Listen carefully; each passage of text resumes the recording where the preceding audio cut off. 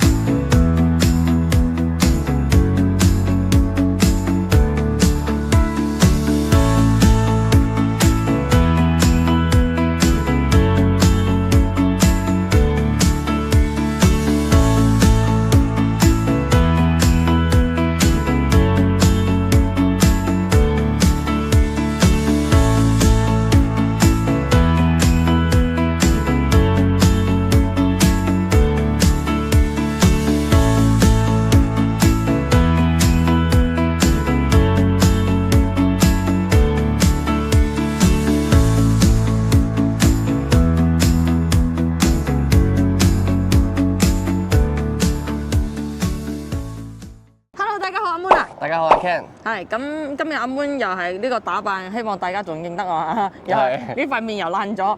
今日咧同阿 Ken 咧就嚟到呢個木雲溪谷呢度嚇，咁就屬於都係深圳嘅半個地方啦。咁我哋依家企嘅位置咧就呢個木雲天地嘅，係即係嗰個商業。自己大嘅一個商業。咁今日同阿 Ken 咧要分享個盤咧，就一個木雲溪谷同埋個龍騰盛世啦。龍騰盛世。龍騰盛世。咁我哋呢兩個盤咧，佢就兩隔離嘅。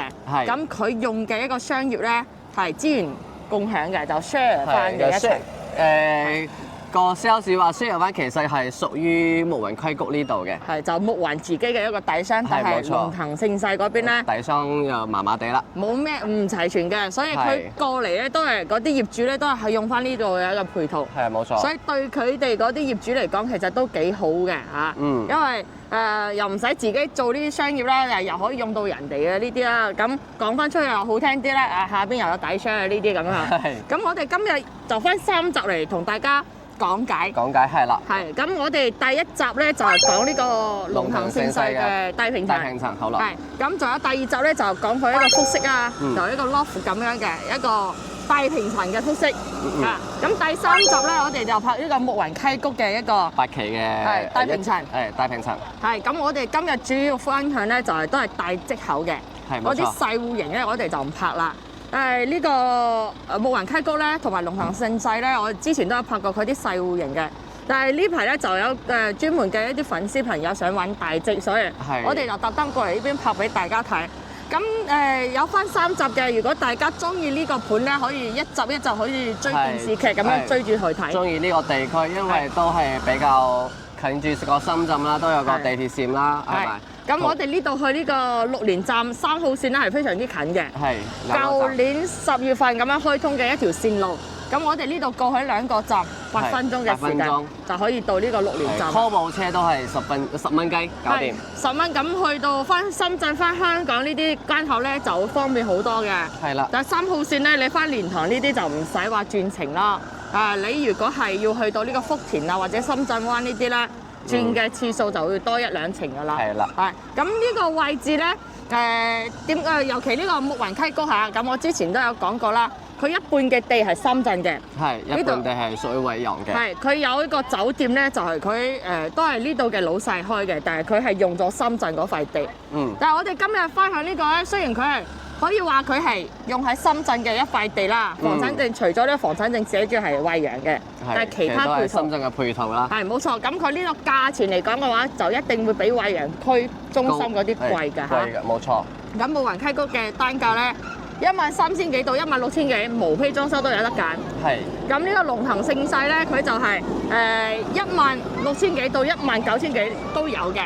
佢個性價比喺邊咧？其實2個盤對比下嘅話，我覺得各有優劣咯。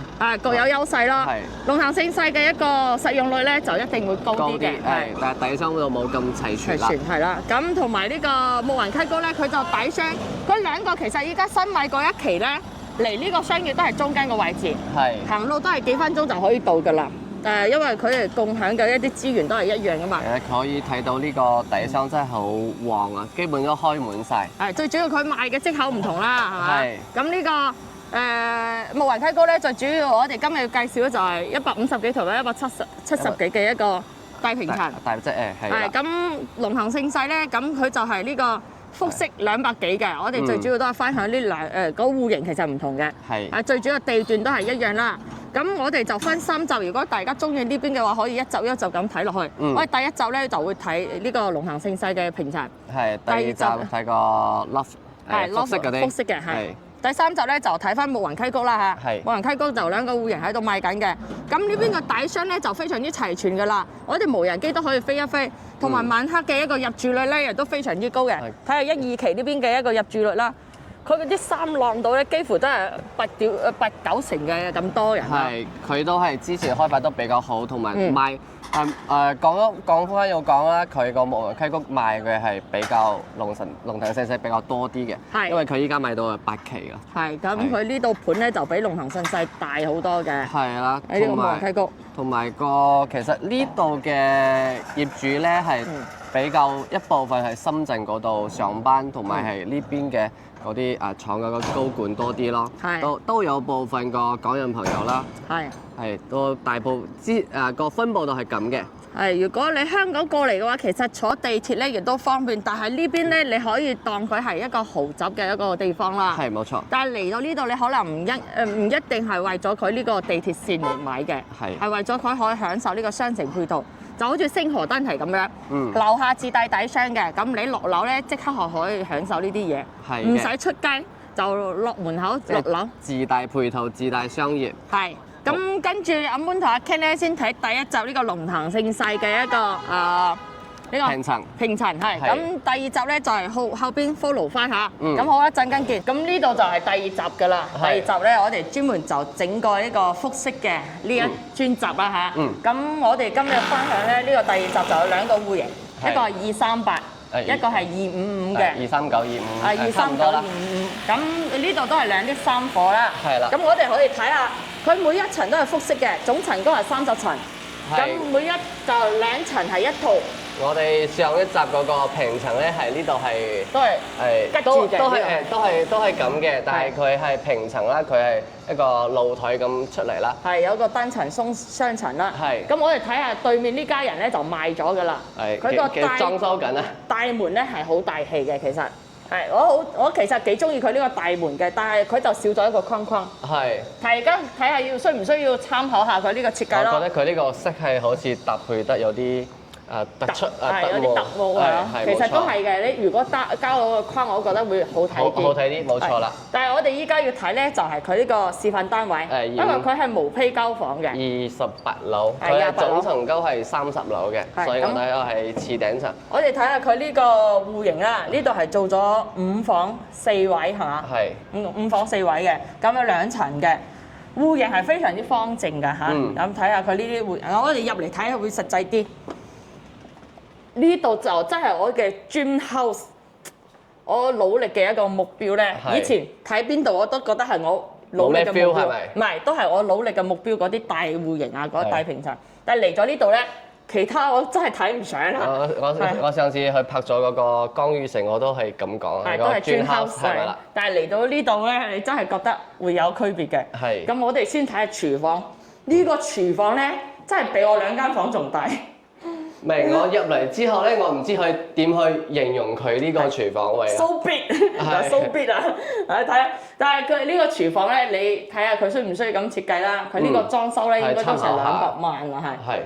差唔多要成1萬蚊一房。佢呢個係做個儲物櫃係咪？係，同埋啲雪櫃位啊。雪櫃位影藏式嘅，係啊。咁呢邊又可以。我覺得好似晾衫。衣櫃咁喎，係啊，真係做得好似衣櫃。係個電箱喺呢度。係睇你自己點設計咯，佢呢個樣板樓設計得，其實我係幾中意嘅呢個設計師。上一集佢話佢有啲設計天賦咧，可能到咗呢度又到咗個瓶頸期啦。已經唔係，已經唔識得點去設計啦。係，咁佢呢啲全部都係吊頂咧，做都係有咩排氣嘅一啲，連咩中央冷氣啊，佢呢度都做埋中央冷氣嘅。係，全部大理石上牆，呢啲就貴啦，啲石。呢度我哋之前住個別墅嗰度咧，翡翠山別墅嗰個業主裝修成500萬，佢就全部做咗大理石嘅。但係佢嗰啲大理石咧，俾我覺得咧就好舊式，一啲都唔值到500萬嘅。但係呢個顏色睇起身咧，佢又值啲錢。又新啲係咪？係新啲，又靚仔啲。係，我哋上一集睇嗰個平層咧，佢裝修真係哇好樣衰啊！咁同呢度比起身咧，真係一啲都唔可以比一啲都比唔過。係，但係佢哋係同一期嘅喎，因為我哋依家係9座嘅。係。我哋頭先上一集睇嗰個平層係7座嘅，即係佢係5、6、7、8、9係呢一期嘅。係，佢都屬於係南北通透啦呢邊。攝影師，我哋隨便講下呢度啊，你掃一掃鏡頭俾大家。因為太大啦呢度呢個廳。真係需要掃一掃。咁呢啲開間。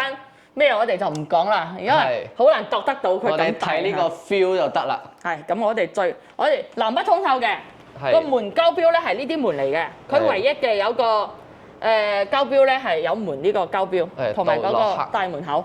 係，冇錯。膠標都係好重實，你唔好睇佢咁薄嚇，佢真係好重嘅。你睇，我都需要咁大力。雙層隔音玻璃。係。同埋咧，佢呢個露台咧。擺張茶台又得，擺張麻雀台又得，燒烤咩都得。打高爾夫咧，我呢度都可以打，我同你講。嗰啲mini golf 嗰啲咪可以自己整個草坪嚇。係自己整個草坪。假設嗰啲咧，其實我睇咗呢個上邊閣樓呢個位置，其實如果係需要嘅話，你係可以騰翻出嚟做出嚟，但係呢個成本會高啲㗎。但係我覺得複式嘅話，我唔需要咁樣，因為咁如果係有。加埋個隔層嘅話，會顯得佢呢度有啲壓迫。係，冇錯。但係佢挑高有6米嘅，6米正嘅，真真係可以完完全全做真複式嘅。佢呢個原本就係真複式嚟嘅，佢嘅產權面積係計兩層嘅。咁呢度就都係朝南向啦，都係南北通透嘅。呢邊係朝南向嘅呢邊。學校同埋木園溪谷嘅八旗啦。係八旗嗰邊。同埋嗰個別墅嗰度。係，咁我哋睇咗就入嚟睇啦。我哋就唔使過多介紹㗎啦，因為無批交房，你睇你需唔需要咁樣設計？呢度咧就俾我覺得係出面嗰啲圖書館嗰個位置，一啲都唔似係屋企嘅一個大。呢個 feel OK 喎。係咪誒嗰個平層個設計師炒咗之後又揾翻個？嗰個早就應該炒晒佢，我覺得。因為佢個係10幾年嗰啲裝修係咪？係啊，咁點講咧？我拍咗咁多樓盤，拍咗咁多片咧。對我以後買樓嘅一個要求咧，越嚟越高啊！又高咗啦，係啊！即係佢呢度一個裝修標準，其實係我覺得可以值得參考嘅。但係如果係佢係大裝修買，覺得又唔會嗰啲觀眾朋友又唔會買呢度啦。咁大積咧，一定就會係係啊，一定係自己去設計會好啲嘅。係。咁過嚟呢度冇格仔喎，我哋數步數。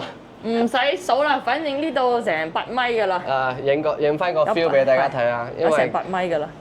我哋睇到呢個複式咧，我覺得佢呢個老細咧做食材咧係真真實實嘅，因為佢呢個用料係比較好啲，同埋嗰啲地磚呢度嗰啲，起碼比我哋上一集影嗰個平層嗰啲好多啦，係咪？就係佢呢度一個市容面貌咧，真係好似大華悅庭嗰邊，係呢啲村民樓同埋啲廠房呢啲嚇。其實以前挨住深圳咧，其實都係嗰啲廠房點解嚟呢度咧？因為以前係深圳比較繁華啲，工業好啲，佢就直接整翻個貨做好咗，佢直接可以過去噶啦。係。咁呢度就一個市容面貌咧，你唔出嚟睇就冇所謂嘅，因為你睇都係南向嗰邊睇啦，你呢邊就晾個衫呢啲咯。係。咁我哋睇下入面內籠，呢度有一個話嗰啲食 buffet 咁樣嘅感覺嚇，你一個家族過嚟聚餐咧，10人位個西餐島台。呢度就擺嗰啲食嘅嘢，但係有啲細喎。呢度擺食嘅嘢，咁多人食嘅話，可能唔緊要啊，一定有工人喎。咁廚房嗰度咁大都夠擺。係，有個工人可以，有個 waiter 喺度咧。係，咁可以服務下。不過，我真係中意呢度，呢度唔可以拉。呢度唔可以拉嘅。咁大到咧，我都唔知先介紹邊度。係，我哋影翻個內籠俾大家睇下呢個 feel 啱唔啱啊？上一集個平層咧就好似旅館、旅店嗰啲，呢度就真係5星級酒店，係嗰啲設計嚇。呢間設計都係向入面。咁樣設計又唔係好得喎。係應該整翻個趟門推拉嗰啲咯。呢度你咁樣翻嚟又好辛苦，我翻嚟你就翻唔到咯。真係似5星級酒店嗰啲洗頭水咩都有喎。佢呢啲設計係啊，都好高檔呢啲。就係呢個位置你都係對住呢個露台啊，你自己再睇下呢個馬桶佢設計都唔一樣啦。頭先嗰個係嗰啲 total 係平啲嘅嗰啲，呢啲係嗰啲掣係雙嘅離地嘅喎。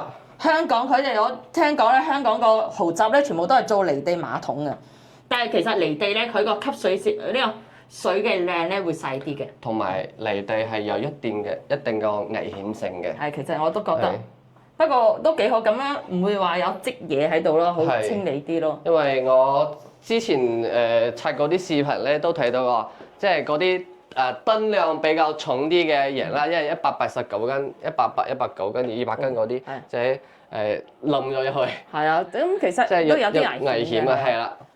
呢個坑都做得幾特別喎。係啊。超大一個落地窗咯，都唔可以打嘅。呢個可以打嘅。係，有啲呢個可以打嘅。好似個聲係呢個空間個位置其實都足夠啊！呢個衣櫃位喺呢度。呢個係1.5米嘅床。係1.5米嘅床，你2米其實都夠擺嘅，床頭櫃唔使咁多個係。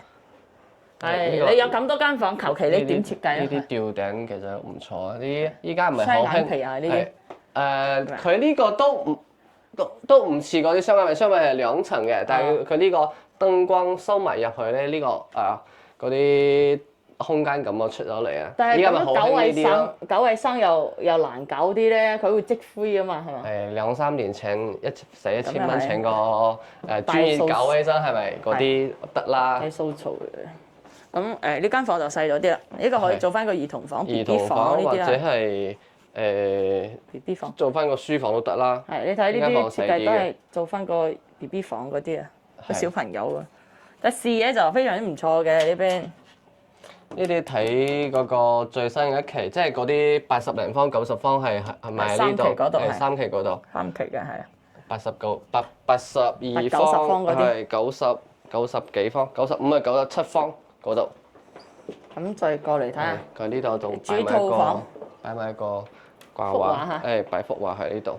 呢個主人房咧就真係我自己嘅中意嘅嗰啲設計嚇。同埋嗰啲係啊，嗰啲設計，即係呢個設計師應該係30歲左右嘅，差唔多啦。呢個審美係咪？啱我哋個眼光啊！係。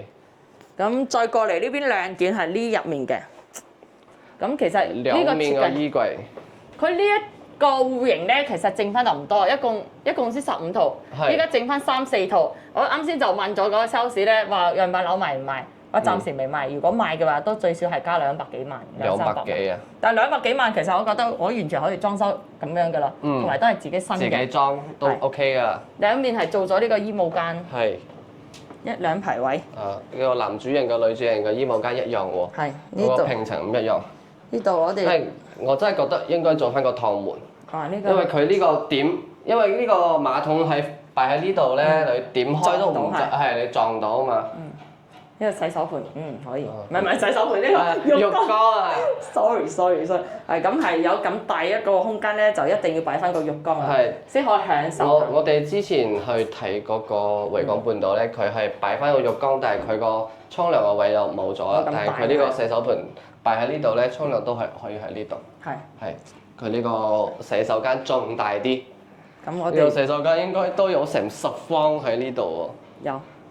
但係我最中意係佢嘅2樓嗰度。係，我哋帶大家去睇下。係亮點咧，咁永遠都係2樓嗰度嘅，因為1樓始終係嗰啲待客動區，2樓先至係靜區嘅。因為複式嗰啲咧動靜分明，佢一定係分別得好好嘅。啱先就睇到對面嗰家人咧，佢裝修呢個樓梯佢都係咁樣設計，旋轉上嚟。就好似喺出面嗰啲，我哋成日打卡嗰啲地方。好啲，有啲。又可以標翻2個四川話。四川話、湖南話都出嚟咗喎。啊！呢度就俾人哋感覺咧，真係好大氣，好似出面嗰啲大堂啊，嗰啲酒店嘅大堂。音樂廳係嗰啲係咪？係英國嗰啲地方嚇。咁我哋先睇呢度啦。睇呢度先啊！呢度咧佢都係。搭板送嘅一間房，全贈送。呢度目測係20個方左右。差唔多20個方。係差唔多20個方，攝影師數一數。但係我頭先都落實咗呢個細節啦。佢原本呢度係搭板嘅，但係因為下面係廚房，所以佢呢度係唔可以排污，即係唔可以做洗手間啦。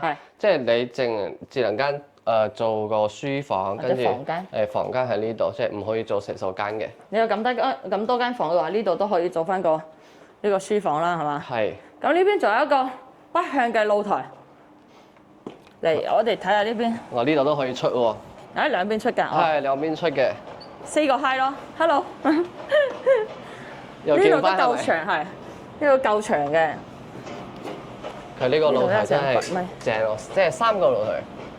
3個露台。咁如果嗰邊再搭板個4個露台喎。係啊。所以佢贈送其實都贈送好多，你從呢度出，我從呢度出。同埋閂埋個窗先嚇。我咁出咧，好似拍電影拍戲咁喎，即係嗰啲王家衛嗰啲咩細節咪係咁出咯，咁移鏡頭咯。係。即係如果係呢度要搭翻出去都得嘅，但係咁會損失呢個採光問題咯。唔係你挑高咧，你複式一定要做成咁樣嘅先有感覺嘅，係啊，有個 feel 啊嘛。係啊，你有呢啲吊燈咧先會靚啲啊嘛。咁呢度都有做咗套間嘅呢間房，公主房喎。係公主房，頭先個男仔就冇嘅。係男仔冇啦。女仔先需要私人空間係嘛？但係佢個衣櫃係一樣嘅。係。呢度有個套間。空間都係一樣，只不過呢度多咗個洗手間啦。係。再過嚟。咪咁大呢間房，我哋都唔知點去形容點去描述比較好啲？就靚。係就靚啦，但係就我哋嗌攝影師影個內容俾大家睇下，同埋呢個洗手間，佢呢度有個明窗位，呢度都可以出翻我哋嘅露台嘅。係呢度你睇下，呢度佢個粒位粒位，仲有個粒位，擺個洗頭水呢度啦。係，咁就仲有主人房，係咁上下兩層都有主人房嘅，但呢個主人房咧就大好多啦。係，佢內有權咧，佢其實係下面2間房打埋一齊嘅喎。係啊。係呢度有2間房可以連埋一齊。係頭先嗰個主人房係嗰度擺個衣櫃，同埋擺2個衣櫃啦，一張床。佢呢個門出去，但係咁樣設計嘅話，佢就有啲透喎。係。你喺出面影下，佢呢度係有啲透嘅，有冇見到？咁呢一排都係有。其實咁樣設計咧，隱私性又唔係好夠㗎啦。係，唔係呢個示範單位嚟嘅。咁又係。示範單位嚟嘅。但係我幾中意嘅，我好中意佢呢個設計。上邊天花就好似以前舊式個酒店嚇。係。因為呢個背景就做得麻麻地。但係佢都唔會肉酸喎，唔會話年代咁好老咯。哇！呢個衣櫃應該係你最中意嘅。冇錯，我啲衫咧多到咧，我真係要幾個衣櫃先夠擺嘅。係，咁你一定要買呢套啦。我哋去度翻價價錢先啦，睇下有冇中有咩折扣啦。呢度就雙邊嘅一個洗手盆。洗手盆，我哋上一集都講咗啦。係。但係我哋之前影嗰個維港半島係並排嘅，並排呢度係對住嘅。舒服。舒服啊！中意，喜歡，好看，愛看。首期60幾萬啫。咁好平啫。係，好平啫。好平啫。好識寫嗬。個18千萬10六位數啦。6位數就一個6字，然之後再加5個零係嘛？係啦。咁仲識寫嘅，你睇下佢呢個圖下邊個。呢個浴缸係啊。一樣。我好似覺得佢呢個洗手間仲比下面嗰個洗手間仲大啲。因為佢多咗呢個位置。因為頭先睇到係大概係60-70公分左右啊，呢度差唔多1米。呢個洗手間仲會大啲。咁呢度係都有個明窗啦。係。佢呢度多咗呢個洗手盆嘅位置。係。都係兩邊。咁價錢我哋都鋪上去啦，呢個總價就400幾啊。460。460萬係。係。460萬首期60萬。月供就唔使計啦嚇，60幾萬啦，月供有啲高喎。係，就唔使計啦你買得到呢個咧，月供都唔係咩問題。唔係，妹姐你買咗呢度咧，可能仲認真工作做嘢。60萬咧，我可能要奮鬥10年，我一年收入咧可能6萬蚊啦，一個月6000蚊咁樣，夠我維持生活㗎啦，呢6000蚊啊！我哋依家落樓去影翻前面嗰一戶啦，係239嗰個戶人俾大家去睇下。嗰個佢就屬於自己一個前排位置啦。係啦，自己依家對面係個裝緊。佢裝緊修啊，其實。係。我哋就唔過去啦，就呢個反正就係賣咗㗎啦，佢呢一套。我哋而家仲有一套咧，我哋入到去先同大家介紹啦。咁睇完大啲嘅255咧，仲有一套239嘅。係。咁我哋睇下佢都係複式嘅2層啦，一個 loft 咁樣嘅。都係5房4個洗手間嘅。係，但係佢呢個設計咧，你睇完嗰個咧，你就會覺得佢呢個設計就冇咁高檔。但係佢亮點咧，其實係2樓嘅1層咧，佢呢度做咗一個背景牆咧，你平時係我設計嘅呢個，因為毛坯裝修嘛。我呢度會整幅一個大理石嗰啲背景。係，佢呢度係一定會遮住，因為後面呢個係樓梯嗰個位嚟嘅。咁風水上嚟講係要擋下佢。擋下會好啲啦。同埋都安全啲啦嚇。咁過嚟佢呢個入戶花園嘅一個位置就好大，好闊。呢個入戶花園比我個房仲大啲。呢度可以再做翻個魚缸呢啲。係。其實中意養魚係。中意養魚嘅人咧，其實呢個位置係好好利用嘅。係。咁再過嚟睇，因為你唔睇嗰套咧，你就會覺得呢一套係好高檔。但係睇完嗰套咧，就會覺得呢一個就其實。係我哋都咁講啦，各有千秋啦。係各有千秋，睇你自己點設計啫。因為佢面積都有咁大，你點設計都得嘅。因為頭先嗰個餐廳位佢係擺咗個西式嗰啲賭台啦，咁呢個係中式啲嘅圓台10人位。係圓台。但係呢邊嘅話，佢就唔係話南北通透咁樣嘅啦。係。佢嗰個露台就喺嗰邊嘅。南面，但係呢度有個明窗位，呢個採光位。係佢呢度可以做翻個酒櫃呢啲，佢仲有呢一排佢設計係做咗一個紅酒位，仲有一個酒舊嘅一個位置，我哋陣間再帶大家睇。我哋睇個廚房先。係，因為廚房就冇咁大咯。但係呢個你個最愛係咖啡機係。你有呢啲真係生活品質咧就高好多，你呢啲真係享受型㗎啦。係，同埋係咪呢個嘅光線同埋呢啲燈會高級啲咧？我覺得入嚟呢個採光同埋呢個色呢個顏色，我會中意啲喎。但係你買得呢啲咧，請工人姐姐，其實呢個對佢嚟講可以大展身手㗎啦。係。咁呢個空間都夠佢發揮下。你去賺錢就得啦，工人姐姐會搞掂㗎。係。安排好你嘅一日三餐。係。有吸住。呢個，呢個有啲，佢係空調機位。空調機位其實呢度睇你點樣設計啦。呢度其實係擺個保姆間或者係點嘅。保姆間或者洗衣間。洗衣間。你做呢啲豪宅咧，你唔好將個衫晾出嚟好樣衰，好肉酸嘅。烘乾機嗰啲。擺埋上去啦，係都唔使晾衫啦，依家全部都係用呢啲乾衣機，幫我閂埋個先。係，咁我哋睇下呢個廳個位置。咁呢個廳咧就唔係話好大嘅，就冇頭先嗰個255嗰個廳咁大。我哋睇到嘅第二個屏風啊。係呢個屏風，咁佢呢度係屬於一個橫廳啦嚇。係冇錯，做咗個橫廳。但係呢度咧就唔係南北通咯喎。係呢邊就朝南向。係，但係佢呢個露台會仲闊啲。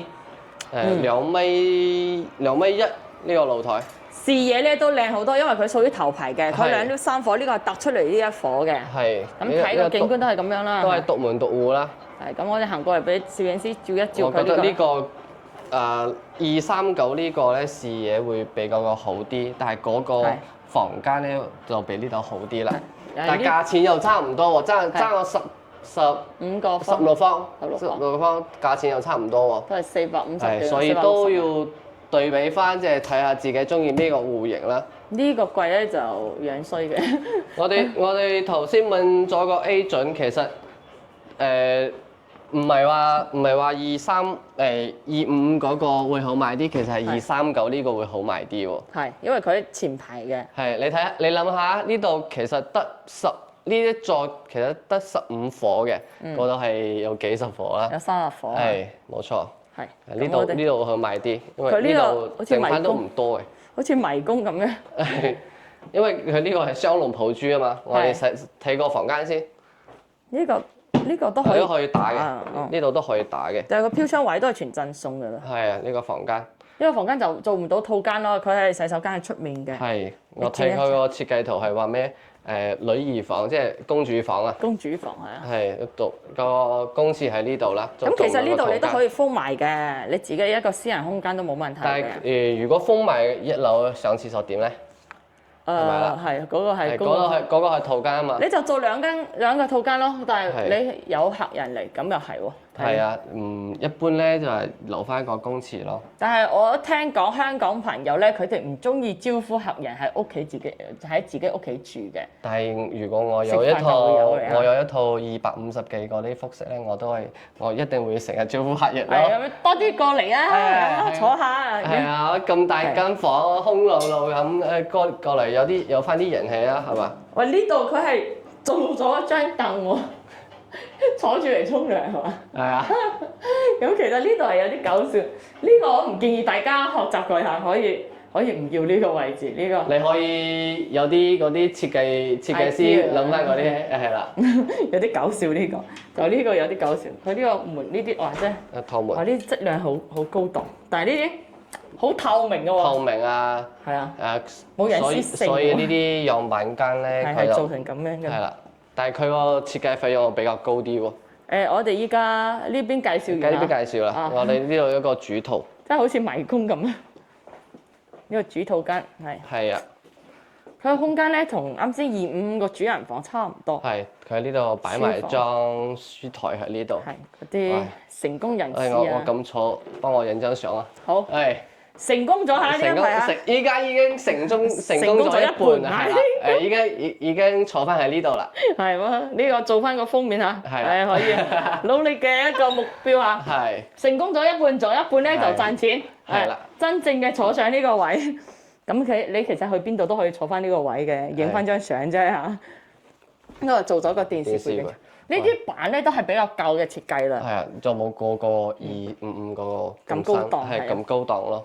咁呢度都可以做2排呢個衣櫃啦。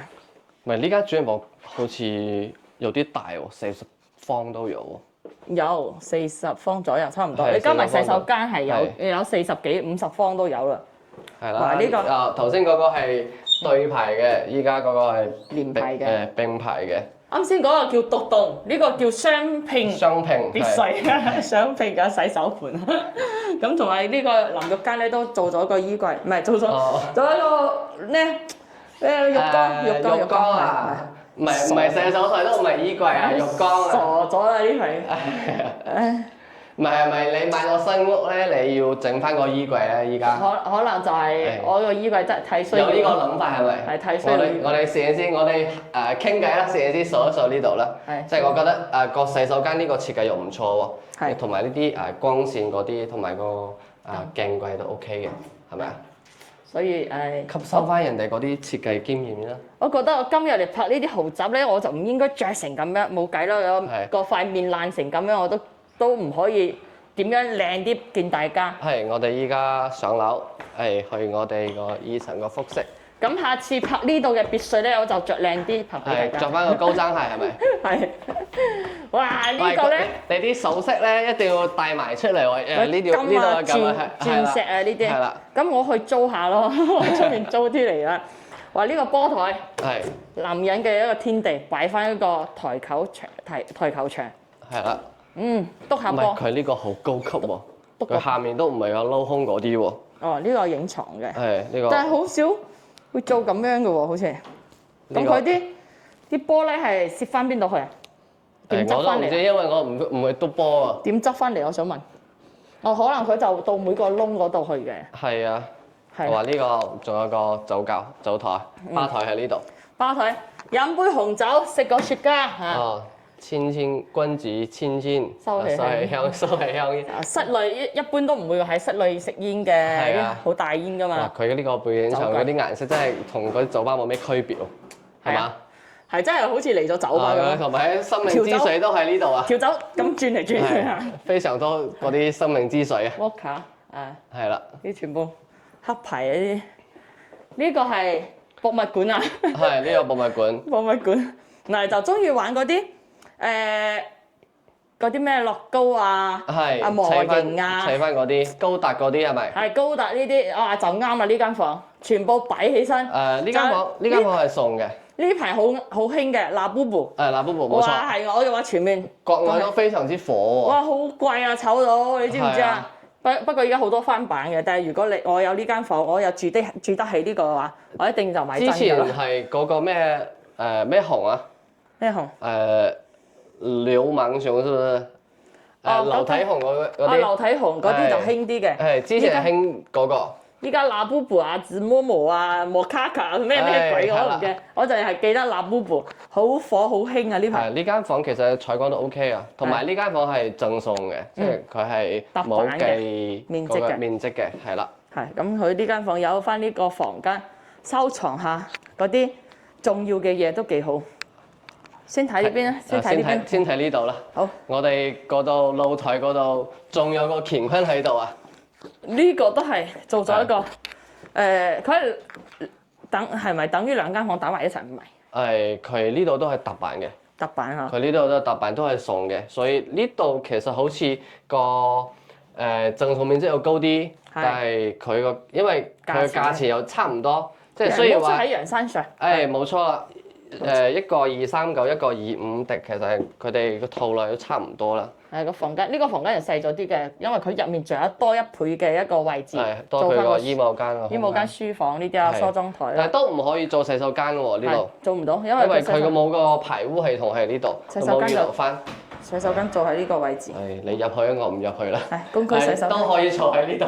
都係佢設計。好搞笑啊呢度！係啊，佢呢個設計真係有啲搞笑。真係好搞笑呢個。唉，咁我哋話呢個門真係好唔方便。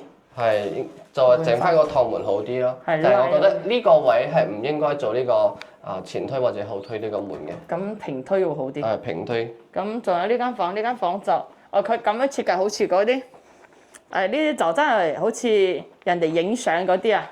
係嗰啲攝影基地係冇錯啦。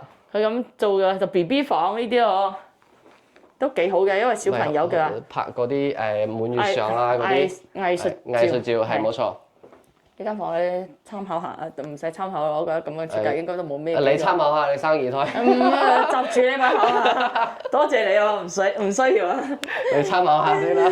你參考下，未結婚嘅你。係。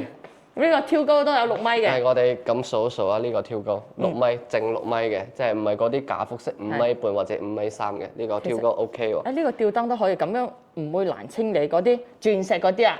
哇！以前嗰啲水晶吊燈係咪？水晶啊，係啊。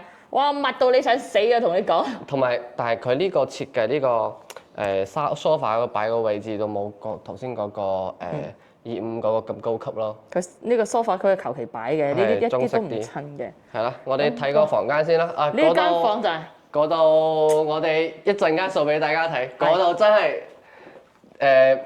別有洞天係咪？點睛之筆嚇，咁我哋先係睇平平無奇嘅呢啲地方嚇。平平係冇錯啦。係平平無奇嘅廁所係咪？喂，歡姐，我哋兩個係咪飄咗啊？依家嗰啲10平方嗰啲洗手間咧，睇唔上平平無奇啊！平平無奇啊！係啊，其實可能呢幾間都差唔多個洗手間啦，都成10個方。空間一樣。係空間一樣，我哋數一數得啦。呢邊轉一轉俾大家睇。係。個門幫佢閂一閂。咁呢度就有一個梳妝台。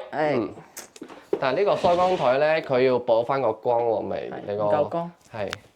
我都知㗎，梳妝台嗰啲有嗰啲點燈嘅會有個燈係燈喺呢度，燈底會靚仔啲嘅。係，咁我哋兩邊嘅衣帽間，我好中意。係頭先下面嗰間主人房咧，係呢個擺咗一個書台。你仲記得啊？我唔記得。我頭先坐喺度影相，你唔記得啦？哦，係。我一時間又唔記得。咁佢睇房間就真係平平無奇嘅。係。我哋轉過嚟睇下呢度，哇！呢個仲有一個露台咯。露台係啦。哇！呢個好似嗰浸温泉嗰啲温泉池啊。係啊。我但凡瘦到90斤咧，我一定都係將呢個浴缸擺喺呢度，俾人哋睇住我着比基尼，睇我有冇機會瘦到90斤嚇。唔係，再覺得呢個真係我頭先睇咗個板房之後，覺得哇，點解可以設計成咁嘅？但係好犀利係，好犀利，真係好犀利。同埋佢又加埋啲竹咧。嗱，好似喺出面個世外桃源啊，咁室外嗰啲温泉池咁樣。所以我話別有洞天啦，例有乾坤咪咁啦。係，但係呢度你都需要封一封窗嘅，其實唔係唔安全。呢個防水要做好啲啦。係。唔係滲到下面去啦。係喎。呢個防水一定要做好啲。呢度真係好特別。係。同埋你從嗰邊嗰邊掃過嚟，佢呢個空間都好長嘅，進深呢度都有成7米啊，6米幾。7米，哇！覺得真係〜好似度假嗰啲，即係嗰啲酒店嗰啲總統套房咪咁咯。好 enjoy 啊！係啊，真係住到紅酒嗰啲玫瑰花瓣係咪？花瓣呢啲灑滿晒。係。然之後攞杯紅酒咁樣嗒下嗒下。嗰啲咩名門啊，嗰啲公主咪係影相嗰啲咯。係嗰啲拍 TVB 嗰啲啊，都唔一定可以攞到呢啲場景嚟拍。係啦。咁價錢咧，我哋再報一報啦，都係460萬。都係460萬嘅。係，個首期就啱先60幾萬啦。8000萬10萬，六位數，係六位數。月供我哋跌翻，我哋冇計啊，呢個月供。